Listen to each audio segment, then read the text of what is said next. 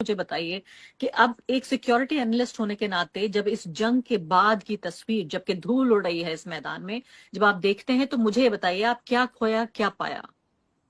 देखिए, पहली बात तो मैं कहना चाहता हूँ, ये जंग नहीं थी, ये क्राइसिस थी। ये जरूरी है, इसको फर्क को आप पहले समझिए। अब हमने क्या खोया है ये देखिए। हमने पहली बात, मिलिट्री के मायने से हमने अपने इंडियन एयरफोर्स की और कमजोरियां दिखा दी। अब मैं उसका यहाँ बयान नहीं करना चाहता हूँ इस समय, क्योंकि जैसे हमने वहां बालाकोट में दिखाई थी कि हमारी इलेक्ट्रॉनिक वॉरफेयर बहुत अच्छी नहीं है, यहाँ हमने बहुत सारी और दिखाई है, पहली बात। दूसरी बात, हमने ये दिखा दिया मिलिट्री टर्म्स में कि हमारी मिलिट्री की प्लानिंग और उससे पहले वॉर एप्रिसिएशन, ये देखना कि हमारा दुश्मन कौन है, हम उसमें भी चूक गए बिल्कुल।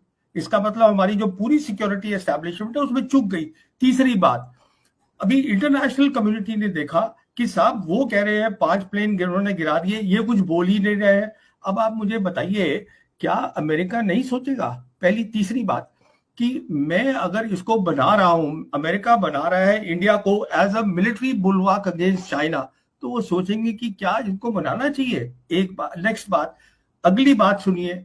वो जो डोनाल्ड ट्रंप है वो अब ये बोल रहे हैं कि मैं दोनों मुल्कों के साथ ट्रेड करूंगा बराबर का, पाकिस्तान हिंदुस्तान के साथ, और मैं कश्मीर मसले में दोनों का की मदद करना चाहता हूं, क्योंकि उनको पाकिस्तानियों ने बोला है कि साहब ये मसला कश्मीर का है। अब हम तो ये अभी तक ये कह रहे थे ना, जब से मोदी सरकार आई है और 2019 से, कि हमारा अटूट अंग है और हमें पीओके लेना है, तो साहब लीजिए ना पीओके। उसके लिए पहले ताकत बनाइए। तो मिलिट्री टर्म्स में आपका लॉस हुआ, प्रेस्टीज का लॉस हुआ, और सबसे बड़ी बात, एक धक्का लगा है हिंदुस्तानियों को कि जो एक इमेज बनाई थी कि स्ट्रांग लीडर की, मेरे ख्याल पे अब लोग बोलेंगे नहीं डर के मारे, पर वो इमेज कहाँ रह गई है। और जहां तक आपने बात करी टेलीविजन चैनल, इंफॉर्मेशन वॉर, उन्होंने तो अपना एक सर्कस करी थी जो दुनिया ने देखी और दुनिया हंस रही है उसके ऊपर।